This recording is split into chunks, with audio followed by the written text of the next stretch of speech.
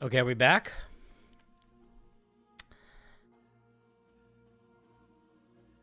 Maybe we're back.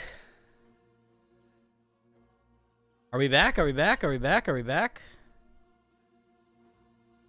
I genuinely don't know if we're back. Oh, I'm so annoyed.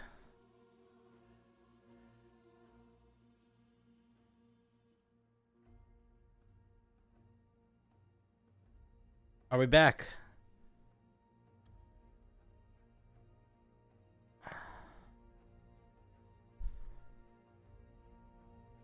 I can't tell. Are we back?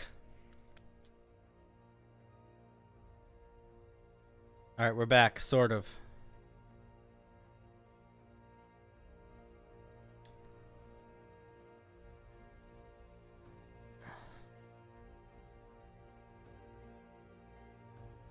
All right, let me make sure everything's working. I'm sorry. I don't know what the fuck just happened.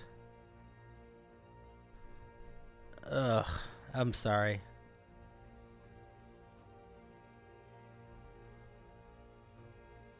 My computer, like, farted. One of the only things that I really don't like about,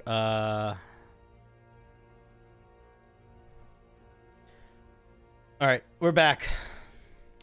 One of the only things that I really don't like about, there's like a whole, my OBS looks fucked right now. Yeah, you did. Truly, like half of my OBS just isn't loading. Like I'm just looking at a loading screen. I can't see a lot of it. But we're here, so we're not going to worry about it too much. Okay. Ugh. Sorry about that. Milk Boy. Really nice really nice piece. I like it quite a bit. All right. Oh, I got to like recalibrate my brain for a second. Ugh. Okay. Let's do one more spin here for a second.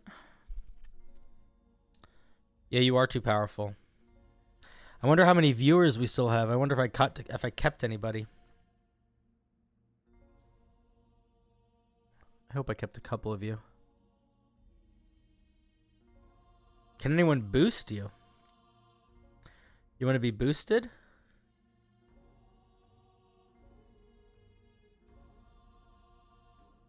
We're back. We're back. We're back. We're back. We're back. We're back. My computer's almost turned off, but we're back. All right, this is from Sinister Death. This developed out of a 3.5 campaign that started during COVID, and the DM enjoyed playing COVID later. In that 3.5 campaign, a player created a 6-foot-tall, 600-pound orc barbarian. I asked the player if you could make a custom subclass, what would it be? Without missing a beat, he said, shit mage. I want to fling magical shit at enemies, and thus the shit domain came into existence. Is this for 3.5? I don't know how to play 3.5. There's a blinking graphic of a mountain.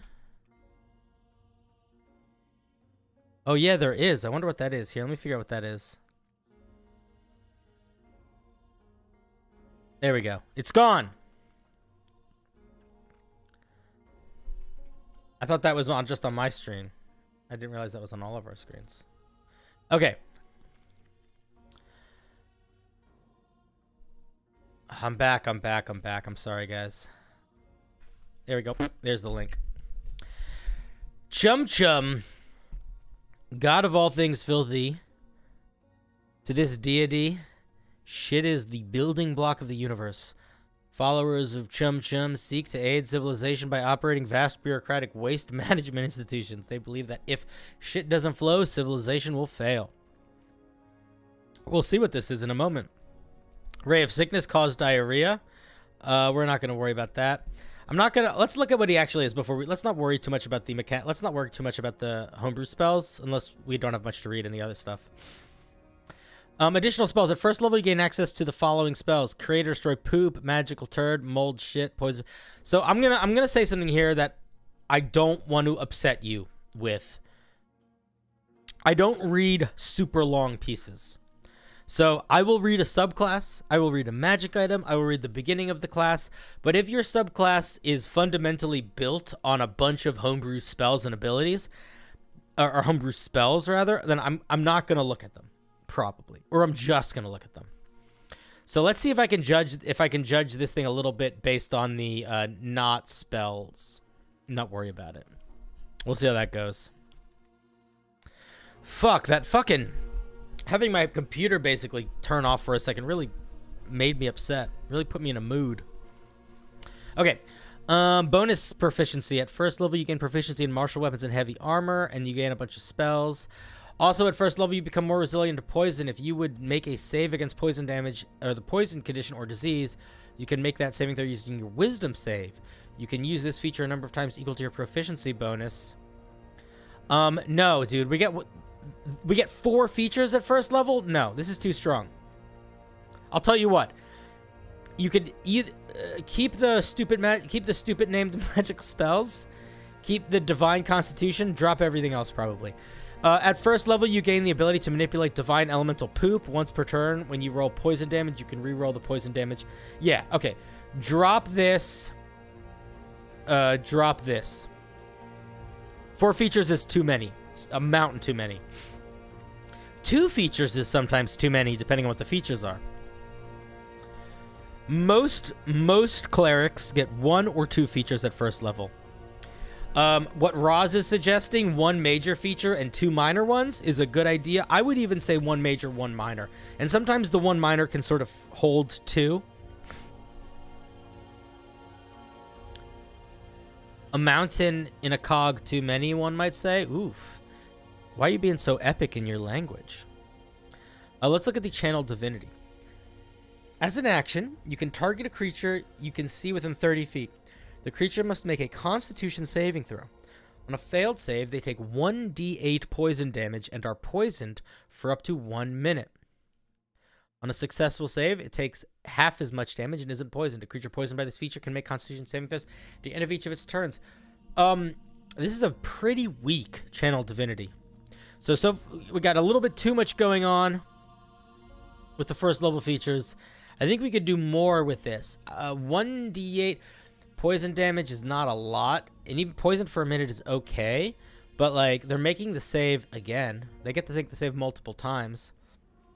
So I would probably make it do damage every turn, or make the damage be more, something like that. Inescapable poo. Starting at 6th level, the cleric's ability to channel bowel movements becomes more potent. Poison damage dealt by the cleric's spells and channel divinity options ignores resistance to poison damage. Additionally, creatures that gain the poisoned condition from your spells or features also gain a level of disease. Your speed is reduced by amount equal to 5 times your disease level. Poison damage you receive is increased by your disease level. Anytime you roll it. Don't do this. Don't have features that require you to do multiple things. Reduce your speed. Fine. Increase damage. Or reduce damage resistance or whatever. Fine. But don't also then tie that to the level. That's just going to be too complicated. Anytime you roll a d20, subtract the result from by your disease level. Yeah, your AC is decreased by... I disagree with the structure of the disease level so far. I feel like the music has gone perfectly with this.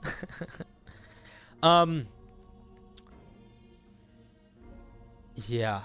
I don't know. Feels a little bit too much if I'm being honest.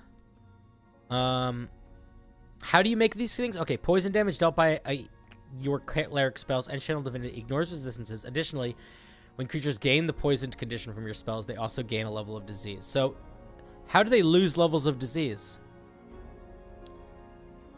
After a long rest? So most creatures are only ever going to have level 1, because you're not going to kill them in one fight.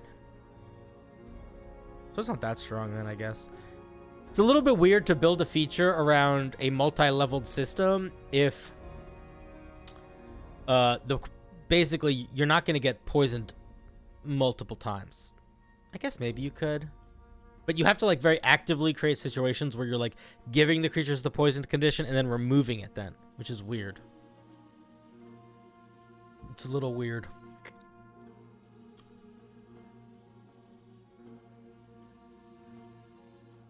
You don't think this is a funny joke? I may be but a frog, but I will still climb the mountain in the cog. Amen, Brother Bear.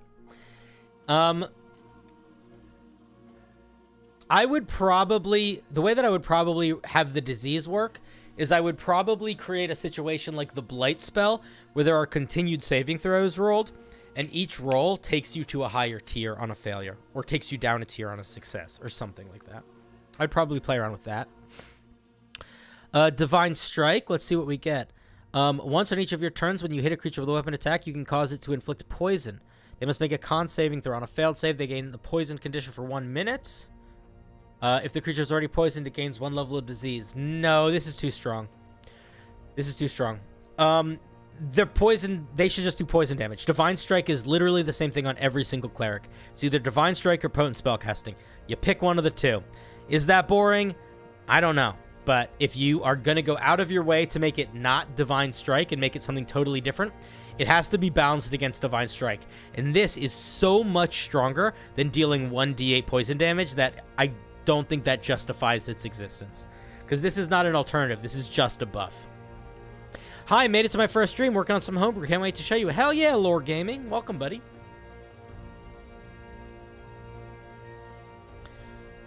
Yeah, so a little too strong. Little too strong. I get the vibe. The vibe is on point, but you got to figure out a way to tone that shit down, because you can't change Potent Spellcasting or Divine Strike if you're going to make it significantly stronger. You can only change it if you're going to be keeping it same power level. Master of Shit. Starting at 17th level, the cleric can cause... Don't say the cleric. You. Second person. You can cause diseased creatures to explode. As a bonus action, you can choose one creature within 6 feet that is diseased. It must make a con saving throw on a failed save. It takes 4d12 poison damage or happens must on a success. If that creature dies, it erupts in a fountain of shit. And every creature within 10 feet of it must make a con saving throw on a failed save. That creature takes 1 level of disease. Okay, so overall, I think that's a fun flavor. Here's the biggest problem with this subclass. This is going to be fucking annoying to keep track of. If I was a dungeon master, I would be so uninterested in keeping track of what level of disease what monster was at any given time. It's so much stuff to keep track of.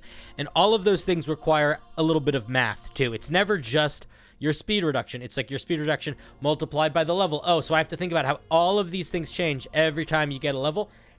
This is the type of feature that's like a perfect example of a feature that could work well in a video game, but I don't think works well unless you have a lot of macros built in your virtual tabletop to account for it. I wouldn't want to keep track of this information, and I wouldn't expect someone to be able to. That being said, I do like the idea of exploding people with poop. That certainly feels like a shit domain cleric. It's a little too strong and a little too complicated. But I do feel like there are elements that are there. You just got to cut a bunch out and streamline a bunch. Simplify. You have to bring chocolate pudding to the game to play this one? Yeah, I like that. All right, that is the shit. The shit cleric. All right, what time is it? I think I have 1 or 2 in me left. I don't have a mountain of more energy in me. Let's see. We got Galadriel. I'm going to try to do a couple more. I feel myself deteriorating in quality. The main time that I start wanting to end stream is when I can tell I'm rushing because I don't have enough energy left. And I felt it a little bit in the last one. And so if I feel it in this one too, we might just be done. We'll see. But I'm going to try to keep going for a little bit longer. Tarot time. This is the Judgment Arcana, a rogue subclass. I fucking love rogues. I'm in it. We struggled with this one for a bit since I heavily dislike playing as a rogue. Okay. So I have little experience with how to balance it and our class normally works. That being said, I'm trying to gauge how wacky this thing is. Okay, cool. Rogues are not that complicated to build, actually. Create jazz to rejuvenate me. Yeah, maybe I'll figure out a way to build something where you guys can activate weird music playing, because that was really funny. I really did think that was hysterical when that was happening. Today was probably long for a lot of us. Don't beat yourself up. I'm not going to beat myself up. I just want to. It's not about. I'm not upset. You know what the issue is? The issue is I feel bad if somebody thinks I didn't put effort into their review. I don't care if you think I hated your piece. I don't care if you think I loved it. But I care so much if you feel like I didn't put effort in. Because I genuinely want you to know that I appreciate the effort that you put in. And I feel like the best way to express that is by me putting effort into reading it, respecting the work. And if I feel myself starting to struggle to respect the work, I don't want to make you feel bad. I don't want to feel bad. Okay. Bleep. You're giving your rogue spell casting. So I'm going to say something right now. If you're going to give your rogue spell casting, they need to be radically different spells than the spell list that the Arcane Trickster gets, which means I don't want to see illusion spells and I don't want to see evocation spells. Or no, I mean illusion and enchantment. They have to be 2 different spell schools. And the other features can't be that strong. So let's see what we got here. You learn 3 cantrips, Booming Blade and 2 others from your choice of the wizard spell list. Okay. What's our spellcasting modifier? Wisdom. What spell schools are we picking from? Divination and illusion? Nah, don't do illusion. Do something else. Pick something else. Pick something else. Anything else. And then you have the spell list. I'm assuming you built it based off of the Quartercaster, so just go with that. Inner Voice. Inner Voice. Another week of being able to put work into a thing I value. Ho hum. Tuesday, I reviewed your piece. I reviewed your piece this stream. Go check it out, my dude. No, don't. I wouldn't do enchantment. The Arcane Trickster. Oh, you did the broken link. Fuck me. Oh, I'm so sorry. That's right. Yeah, that was a bummer. My mistake. I almost reviewed your piece. The Arcane Trickster gets illusion and enchantment, which is why I wouldn't do either. So let's see. So this 3rd level feature really should not be stronger than the Arcane Trickster's ability to cast an invisible mage hand. As an aspect of judgment, you hold in your hands the embodiment of your innermost thoughts. Often this takes the form of a weapon, although it can take any form you choose as long as it's no longer than a tiny object. No weapon would be considered a tiny object, so I would be careful on your wording there. This materialized collection of thoughts is known as your inner voice and has the following properties. Your inner voice is sentient and has the same intelligence, wisdom, or charisma scores as you do. Okay. It can speak to you telepathically at any distance. Okay. You can change the shape of your inner voice using a bonus action. It can take the form of any tiny mundane object. Okay. I'm not sure what the point of it is yet, but we'll see. If your inner voice is further than 64 feet away from you, for longer than 1 minute, it disappears and reappears in your hand or in an unoccupied space within 5 feet of you. Okay.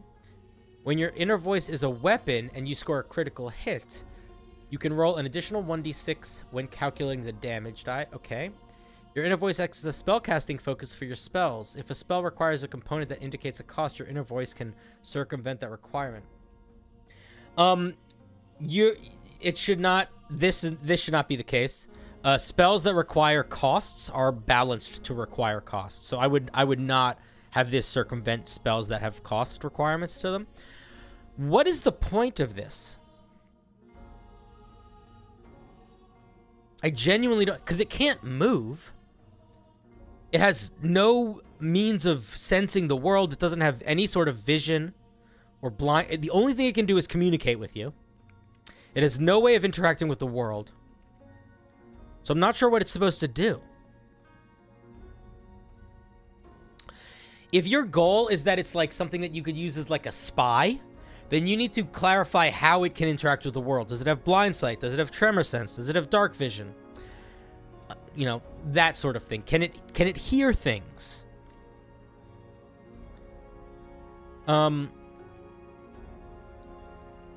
As far as I can tell, you can use it as an arcane focus, but it's not casting spells. You're the one casting the spells. It's just your focus.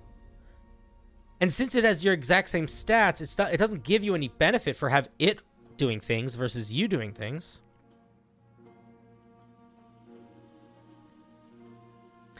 So what is it? What are the actual benefits? Let's think about this for a second. Okay, so 1, it's an object that you can make look like anything. That's kind of fun.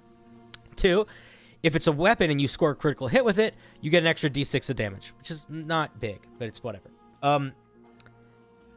You can teleport it to you. It needs a little bit more. Oh, I'm sorry. Here, I'll link it. Thank you for reminding me, Zeke. Yeah, it needs something else that it does. And I will be honest, a lot of these features feel like they don't make sense unless they feel like this feels like it's missing something. And I don't know what that thing is. I would drop the critical hit extra damage, and I would figure out what that thing is, that the way this interacts with the world in a way that solidifies the link that makes me feel like, oh, I get what it's for. With that, I would probably, I mean, honestly, my thought would be give it something like blind sight, dark vision, tremor sense, or hearing, so you can like put it places and then you can listen to stuff. That's what I would do. Because right now I don't know what it does. Hi, Azor. How are you? Forced self-reflection. You can force a creature of your choice to evaluate themselves. If you spend 1 minute talking to a creature, or that creature is holding your inner voice, you can lock that creature in place. The creature must make a wisdom saving throw against your spell save DC, or become blinded and restrained for 1 minute. Why blinded? The creature can repeat the save at the end of each of its turns, ending the effect on a success. While the creature is blinded by this effect, they are forced to relive mistakes from their past until the effect ends. I don't understand why they're blind. This should not be blinded or unrestrained. This should be blinded and incapacitated, first of all. Because it's like they're going like, oh, I'm seeing visions. Restrained doesn't make sense. They should be incapacitated.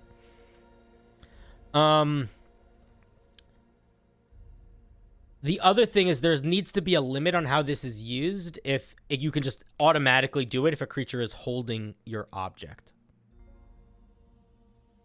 Like if I could put this in somebody's pocket and then I could just wisdom save, I can just force it over and over and over again. That's too much. So this should be limited in use by quite a lot. I would make it, maybe once a short rest, maybe. The other thing is it needs action economy. Are you using an action? Are you using a bonus action? At the end of talking to the creature, because you said you can talk to a creature for a minute. So at the end of that minute, what is used? And also, does the creature need to be holding your inner voice for a minute? Or if the creature is holding your inner voice, can you just instantly do it? Save should grant immunity on a success. I agree with that. Is this the awake at 3 a.m. rethinking that one stupid conversation you had in 3rd grade subclass? Maybe. I like how I see that. Okay, this does tie back to the first one in a way that's nice, but I don't want to wait till 9th level before I have a clear understanding of what I'm supposed to be doing with the inner voice object. A good way to think about this is that I would say 60% of D&D games, and that might be a low estimate, but at least 60% of D&D games will never get to level 9. So you want to make sure that whatever your subclass, this is good for this is true for anything, any D&D subclass rather. You never want to create a subclass feature that genuinely requires a later level feature to click into place. A 3rd level feature should click into place solely on its own. You should be able to only ever play 3rd level with this thing and have it rock immediately. Doesn't need to be great, and you can make it better. That's usually how it goes. So for example, the Arcane Trickster, it gets an alternative way of casting Mage Hand where that Mage Hand is invisible, and then there's a bunch of ways you can interact with that Mage Hand. You don't get those alternative ways of interacting with that Mage Hand at level 9. You get all of them at level 3. Or you could look at something like the Battlemaster Artificer, or the Battlesmith Artificer. It gets its pet at level 3. Its pet is fully functional. It does a lot of cool stuff. But then at level 7 or 9 or whatever the next time it gets it, its pet gets an improvement. But its pet was fine before. It's not like its pet needed that improvement. So you want to make sure that your features all stand out on their own. Okay, let's look at 13th level. Arcane Reckoning. You gain the ability to mark creatures for judgment. As a bonus action, you can mark a number of creatures you can see within 60 feet of you. A number of creatures equal to your proficiency bonus within 60 feet of you. When you attack a marked creature and hit, they must roll a charisma saving throw against your spell save DC. On a failure, you can use your sneak attack against the target. Creatures marked by this feature remain marked for 1 minute or until you lose concentration. Use this feature a number of times equal to your proficiency bonus. I don't love this. I feel like there's a better way to make creatures feel marked. Like, this is just a stronger version of what the Inquisitive Rogue gets at 3rd level. The Inquisitive Rogue at 3rd level gets a thing where you can make a contested check against the creature, and then for the next minute, you can trigger your sneak attack on that creature. So this is very, very, very, very similar to insightful fighting. Exactly, yeah. So I would probably just come up with something new here. You could maybe make it a general debuff that those guys get for a minute or something like that. I also would make this a once-a-day feature. I would not make this a infinite use feature. Or even a multiple use feature if you're targeting multiple creatures and it's going to be significant in power. Either make it one creature and multiple use or many creatures and one-time use if you're going to make it strong. The flavor feels like a Whisper Bard. This feels a lot like a Whisper Bard. There have been a couple features that... I mean, the talk to something for a minute and then make something happen is literally a Whisper Bard feature.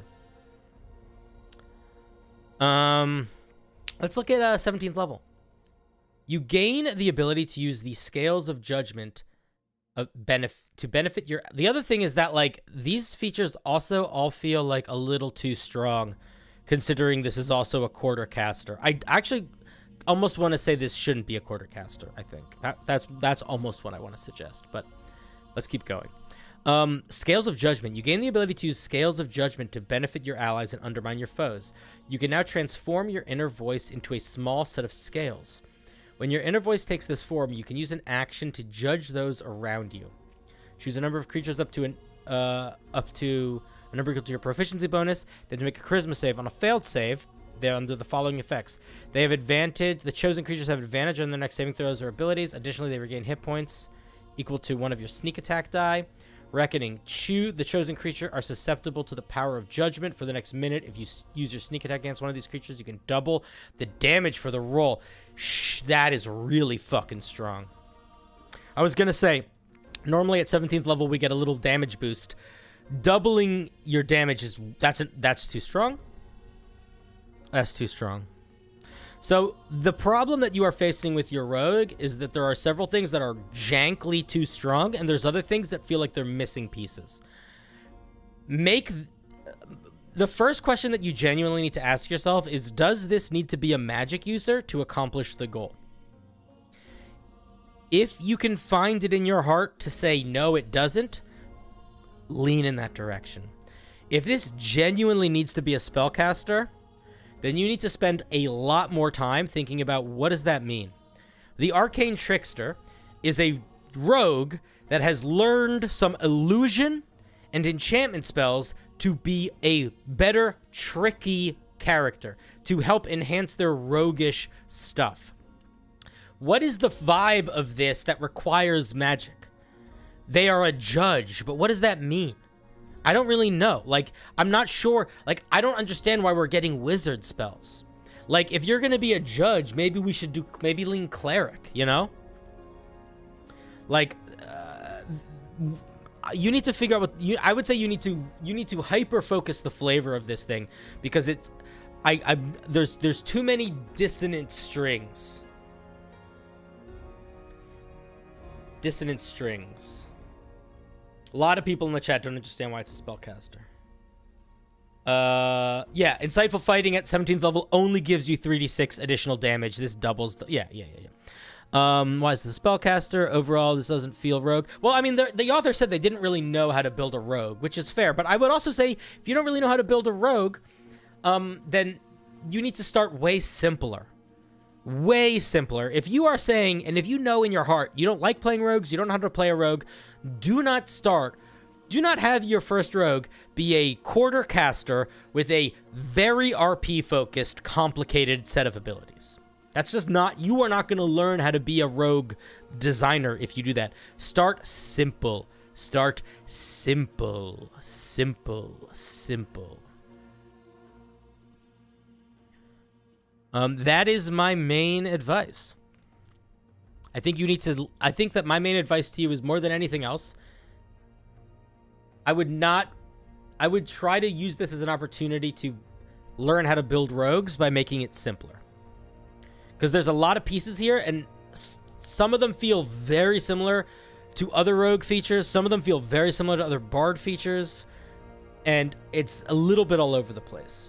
So I would lean into that a little bit.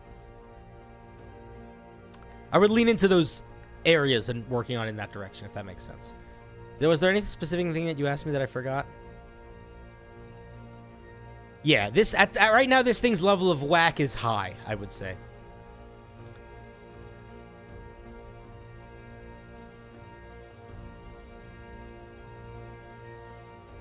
All right.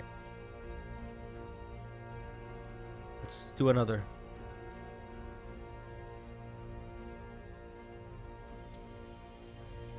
Oh, Tatas! Hey, I saw them in the chat earlier today. I wonder if they're still here. Oh, Tatas! This is the second part of me sending Homebrew to my friends to get feedback on them. I did notice some misspell. You're sending feedback to your friends? What? I did notice some misspelled words after the fact, so don't mind them. Oh, I'm gonna mind the shit out of them. Is this your friend's Homebrew or yours? I'm confused. Okay, let's we'll take a look.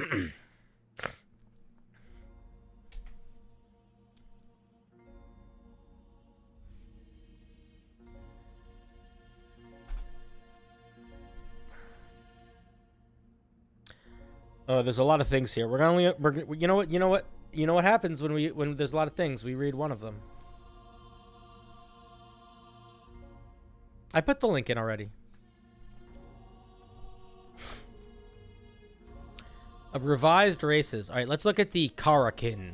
The Karakin are elemental beasts related to leviathans. They derive their power from storms. They resemble bipedal krakens with purple flesh and are generally feared by common people. While they don't usually get along with each other, they can be friendly towards other beings. Okay. All right, so you just basically the regular stat increase. Type elemental. Be careful with this. Be careful with giving creatures weird types. Medium or small. Movement speed, water, regular. Okay. Let's get into the meat of the bad boy. As a bonus action, you can touch a simple or martial weapon and infuse it with lightning. On your next hit with the weapon, it deals an extra 1d6 plus your proficiency bonus lightning damage. This feature is usable, just say can be used, a number of times equal to your proficiency bonus per long rest. Interesting. I might just drop it to 1d6 and not make it also your proficiency bonus. I might just make it 1d6. Resistant to lightning damage makes sense. You know the shocking grasp cantrip? Constitution is your spellcasting modifier. Cool. Your unarmed attacks deal lightning damage. You can breathe underwater. I like this. This is quite good. It has a lot of features, which makes me feel like the extra you should drop the. I feel similarly. I feel more strong about the dropping the proficiency bonus, and I want to make a suggestion here. You should not be limiting these infusions to your own weapons. You should be able to touch a weapon, and then it's not on your next attack, on the weapon's next attack. Like, I want to be able to touch the ranger's longbow and give them an extra 1d6 lightning damage on their next shot. I want to be able to touch the paladin's greatsword and give it an extra 1d6 light. I feel like you should be able to use that on your buddies. But that's pretty solid, dude. I like it. I like it quite a bit. The main thing that I would say is I don't agree with it being an elemental. Krakens and Leviathans are not elementals if you look at their monster stat blocks. So I feel like I don't understand why this is an elemental. Con being used for the spellcasting modifier is a fairly common thing for the innate spells of certain classes that are not, like, specifically magic. But I think that if you were going to do that, I would make it intelligence, because I think that is what Kraken's spellcast. I think Kraken's. Maybe am I misremembering how Krakens work? Krakens are pretty intelligent, I think. I think intelligence is their highest mental stat, so I'd probably use intelligence for it. Let's read one more. I like that. Let's read one more. Let's read about this. Wait, do you want to do the Hunder, the Grendel, the Shang Shang? Let's look at the Grendel. No, let's look at the Hundor. Wolf people. All right, let's see. How do we feel wolfish? We're a humanoid, small, medium. We got dark vision. We're resistant to cold. We have claws. Ooh, they're dex based. Interesting. Proficiency in a skill of your choice. Pack tactics. Pack tactics. Can I be honest? I think you drop. I think I would lose pack tactics and replace it with one or two other features. That's what I would do if I were you here. This is what I would do. Drop pack tactics. Give them a faster movement speed.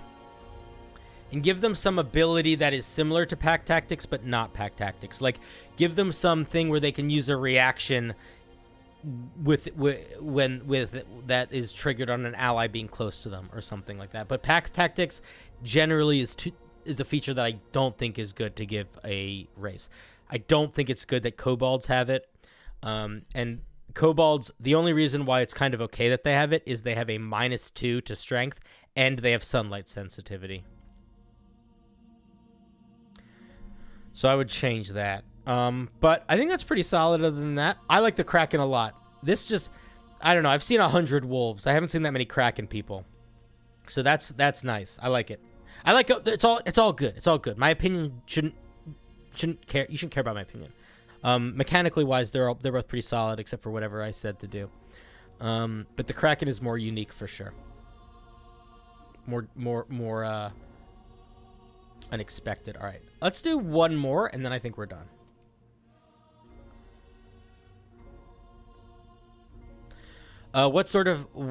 What about some sort of feature that you can get advantage if you use claw attacks with your allies? Anything that can just give automatic too much claw attacks is too much. I don't like. It's too. I'm always hesitant of easy advantage because there's already that. Baba, I think he left, but that's okay. It's a singing barbarian. Ooh. Okay.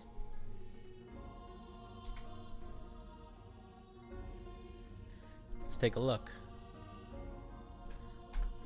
I do not think we're going to get through the Patreon wheel tonight, too. I don't think so. Tonight will be the first night that we don't, I think.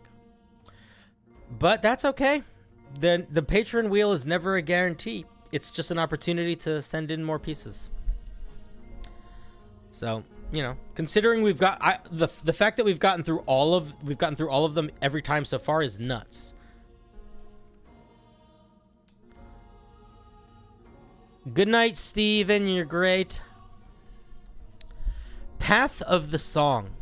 Powerful emotions boil in the heart of every barbarian, demanding to be released. Barbarians who follow the path of song channel these passions into a soul-shaking song of battle to bolster their allies and strike fear in their enemies. Well, we'll see. We'll see if people actually use it. And I have, I think, like 45 or 50 patrons. I only ever get like 15 to 20 submissions on the Patreon wheel. I have like 40 or 50 patrons. Before I had like 8 members. I think now I have like 15. We'll see. We'll see. We'll see. I hope we get more. I like it. If we end up with a shit ton, I'll also probably just start stream earlier so I can do more. Song of Battle. Beginning at 3rd level, your rage can be channeled into an inspiring or daunting song to turn the tides of battle. When you enter your rage, you can choose a song of battle from the options listed below. While you are singing, the song affects creatures who can hear you within a 20-foot radius. Your song ends when your rage ends, or if you cannot speak. You can end your song at any time, no action required. Wait, you pick, right? Did I miss something? Yeah, you choose. Okay. So either you and other friendly creatures within 20 feet add 1d4 to their saving throws. You or other friendly creatures add 1d4 to their weapon attack rolls. You or other friendly creatures gain advantage on checks made with strength or dexterity. Or, when you damage a hostile creature in your song's area of effect with the weapon's attack, they must succeed on a wisdom saving throw or become frightened of you for 1 minute. Affected creatures can repeat the save at the end of each of their turns. Okay, so this is a little too strong at the moment. This is how I would do this. I would probably... This is what I would probably do. I would probably say, for the attack roll thing, I would probably say I would either change it to their damage. In fact, actually, that's the move. Make it the damage. If you make it the damage, then you can just have it be on. But I would also probably limit it to their first attack each round, not every attack they make. And with the saving throws, I would probably make it require a reaction, whether it's your reaction or their reaction. When a creature, when you or a friendly ally has to make a saving throw, they can use their reaction to roll 1d4 and add it to it. Something like that. Something that makes it more of a part of the action economy. Because it's a lot for it to just be on. Yeah, it's overpowered with attack rolls, I think. Because it's essentially Bane, or it's essentially Bless, right? It's either the attack part of Bless or the saving throw part of Bless. It's basically what it is. But the main difference is it's not limited. It's not limited in the same sort of way. It doesn't require concentration to maintain. You can have any number of creatures. That's what I would do. I would make it damage rolls, not attack rolls. Song of Terror is okay. It kind of feels out of place, if I'm being honest. I maybe would drop it.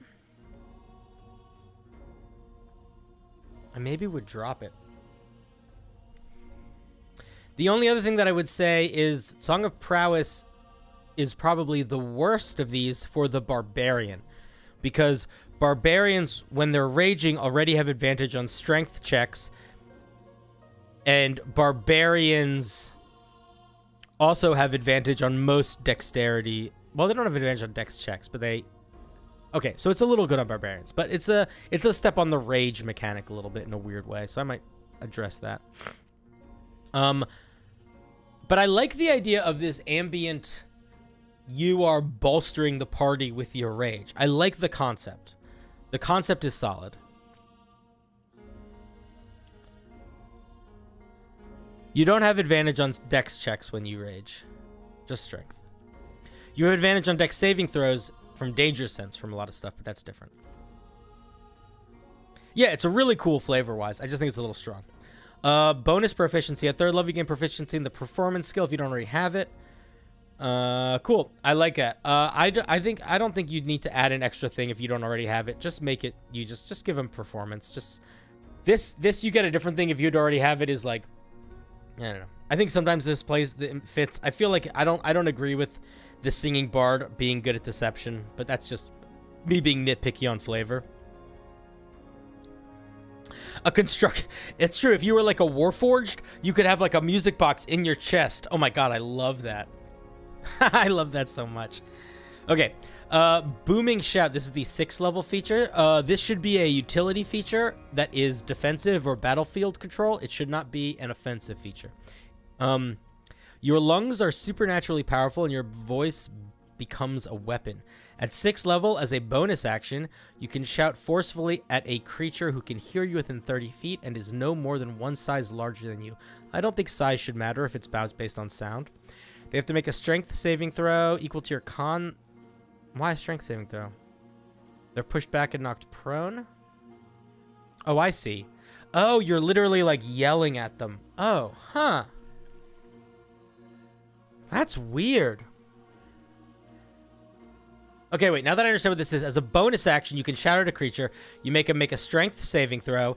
They have to be no more than one size larger than you. And if they fail, you push them 10 feet back and knock them prone. I don't think this should push. Okay, so this is a little too much of an offensive feature for 6th level, if I'm being honest. If anything, this should be tied to your 3rd level feature, and like Song of Prowess should be your 6th level feature. This is clearly an offensive feature, so it does not fit in the design of a barbarian here, just to be very blunt. It also, I feel like there's better, I don't know, knocking something prone as a barbarian is not that big a deal, because you can always get advantage on stuff. Yeah, I don't know, man. It's a cool feature. I like it. It doesn't fit at 6th level. That's my main feedback. I think that this is not a 6th level feature. I like it, though. You know, it's a bonus action to push someone and knock them prone, which is cool. And it's a range thing. I love the visual of the yell. But yeah, it's a little too much of an attack adjacent ability, I think, for 6th level.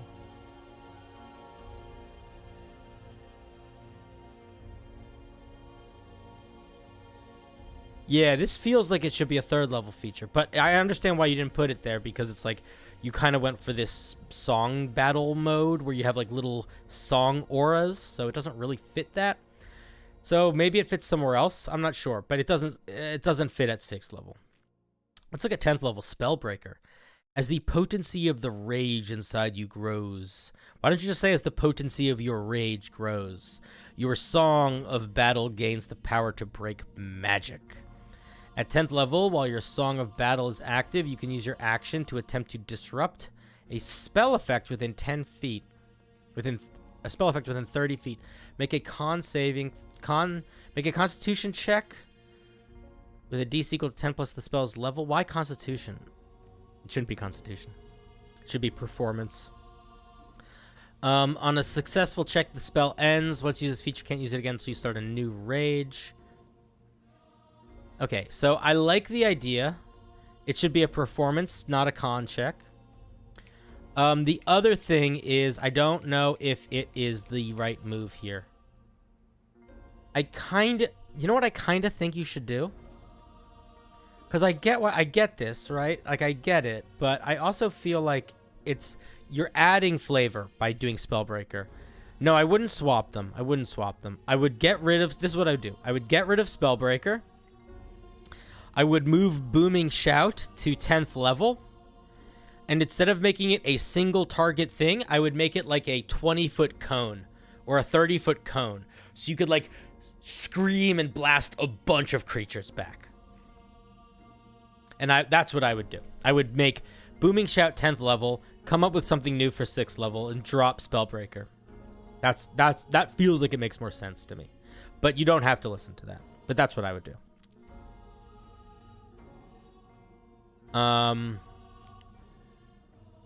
Yeah, if you are going to keep Spellbreaker, make the check Persuasion. It's not a cone. It's single target. A creature that can hear you within 30 feet.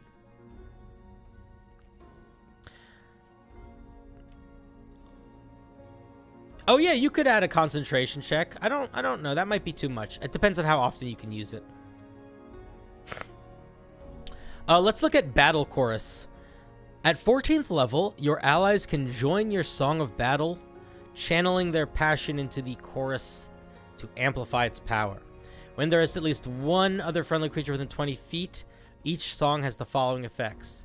You're immune to the frightened, charmed condition. When you or another friendly creature hits a target with a melee weapon attack, they can use their reaction to make another weapon attack. You and friendly teachers get +5 to skill checks. Hostile creatures have this. Okay, This is too strong. Too strong. Too strong. Too strong. Can I make a suggestion here? It's gonna be so boring, but it's what you should do.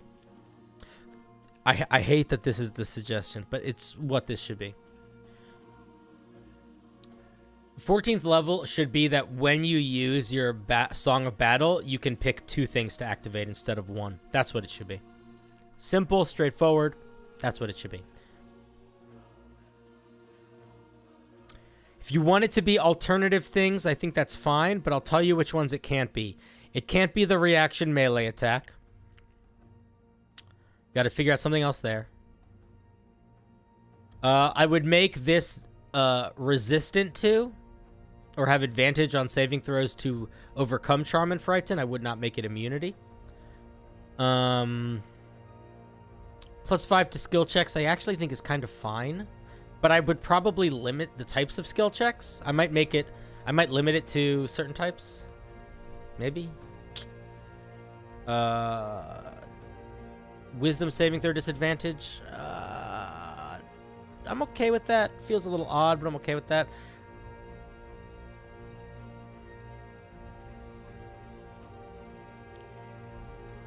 Yeah, I don't know, man. I would probably drop this whole allies need to be near you thing. And I would just make it so you get more of your Song of Battle. You don't need to listen to me, but that's what I would probably do. I like the vibe of this a lot. I think you need to lean. I would lean more into the non-magic. The like literally, I am playing music and it is hyping people up. So like, the booming shout kind of fits that. These things kind of fit that. I would lean away from the Spellbreaker and the more magically feeling stuff. But you don't have to. But that's what I would do. And that's what I think. That's what I think about that. I hope that that was fun. Guys. Oh boy, what's happening in my life? Give me 1 second. Oh man, that was so fucked up when stream turned off randomly for a second. I gotta figure out how to make my computer not break. You know? One day, maybe. But that day is not today. Friends! Ooh, look at that. This, I got my little mountain. How do I make the mountain go away? It is right there. Go away, mountain.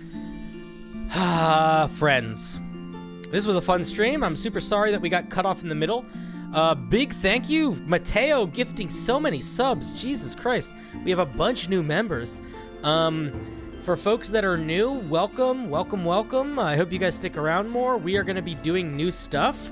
I really appreciate all of you guys. Yeah, man, we've been going for 6 hours. I'm tired. I'm losing steam. But I will be back next week. The submission link should be updated, I think. If it's not, you can find it in the initial VOD, not this one, because that one was accurate. And then it will also be posted on my community channel. It'll be posted on my member channel. It'll be posted in my Discord. You can find it all of those places. Do unreviewed stuff get readied? Nope, you have to resubmit. You gotta resubmit. Yeah, we will be in touch. Please come hang out on my Discord. Feel free to say hi, folks that are super friendly. I will probably be hanging out there throughout the week. And at the very latest, I will see you guys next Sunday evening. The 21st, I believe, is the date next Sunday. But maybe before. I'm not exactly sure yet. Either way, thanks for joining. If you like my stuff, consider giving me a subscribe. Tell your friends about me. And have a great, great night. You guys are absolutely wonderful. And have a great night. Bye. Bye. Bye.